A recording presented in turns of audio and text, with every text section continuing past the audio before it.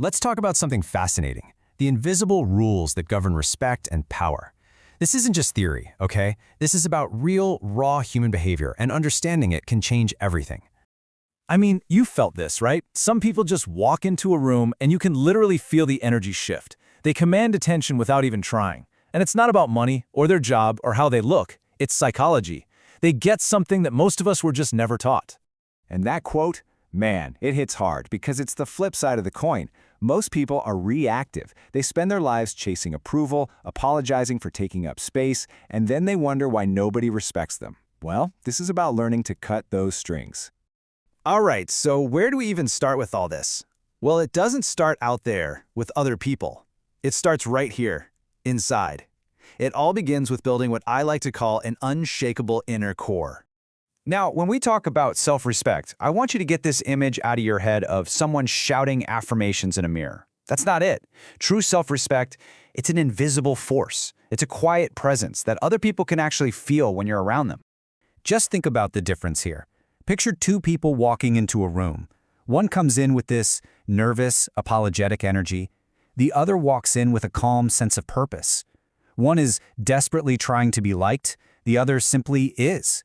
You know, the world has a funny way of mirroring back how you treat yourself. If you act like your own worth is negotiable, guess what? It will be. But here's the good news. This isn't some magic quality you have to be born with. No way. This unshakable core, it's forged, it's built, piece by piece, through the power of consistent habits. But there's a catch that most people completely miss. You've probably heard that whole 21 days to form a habit thing, right? Well, forget it. It's pretty much a myth. Real research from University College London found the actual number is a lot closer to this one. 66 days. Yeah, that's over 2 full months. And this is why so many people give up. They grind it out to day 21, it still feels like a struggle, and they think they failed. But they haven't failed. They just weren't told the real timeline.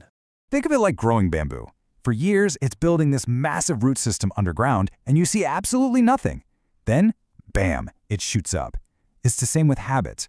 Those first 20 days or so, that's pure resistance. Then you get to the negotiation phase, where your brain is like, are we really doing this? But if you can just push through to that 66-day mark, it becomes automatic. It just becomes part of who you are. Okay, so once you start building that strength on the inside, the next step is learning how to project that strength outward. This is all about how you handle your interactions with other people from a place of solid power, not, just reacting to everything. And here is the golden rule for any situation you'll ever be in. Real power isn't about who's the loudest or the fastest or the most aggressive. It's about emotional control.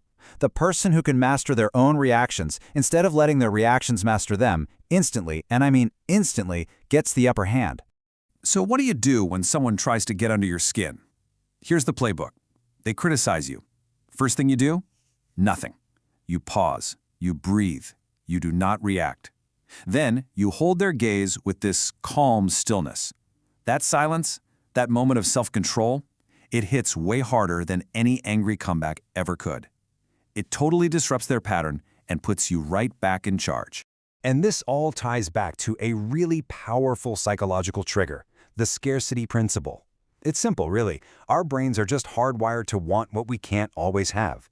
The rarer something is, the more valuable we think it is. And this isn't about playing games, it's just about understanding how people work. So what does that actually look like in real life? Well, you have to stop being unlimited. If you're always on, always available, always saying yes, replying to texts in 2 seconds, you are literally training people that your time isn't valuable. Protecting your peace and your energy isn't selfish. It is a requirement for being respected. I love this quote because it's so true. When you overshare every thought, every feeling, you become predictable. And when people can predict you, they feel like they can control you. But a little bit of mystery? That makes you fascinating. It makes people curious. They lean in instead of just tuning you out. All right, let's get into our final piece of the puzzle, your words. How do you use them not as weapons, but as tools of precision and strength, especially when things get heated? See, when someone throws an insult your way, your brain usually gives you 2 choices, right? Fight back and get emotional, or shrink down and look away. Both are weak plays. But there's a third way, a much more powerful way. You say nothing, and you look them dead in the eye. That calm, unshakable gaze communicates everything you need to say without a single word. Now, for any kind of actual conflict you need to resolve, if you remember one thing, remember this. This is the golden rule. You attack the behavior, you never attack the person. This one little shift is the difference between starting a fight and actually starting a conversation. I mean, you can just feel the difference, can't you? If you say you're so irresponsible, that's an attack on their identity. Of course they're going to get defensive. But if you say, when you're late, it makes me feel like my time isn't valued, well, that's just an observation. It's about an action and how it affected you. That invites understanding, not an argument. And that's really what this all boils down to, isn't it? This whole journey isn't about becoming someone else. It's not about learning to be louder or more aggressive. It's about shedding that constant need for approval and finally, becoming fully and unapologetically yourself. Look, these aren't just clever as psychological tricks to get one over on people. This is about a fundamental shift in your entire reality.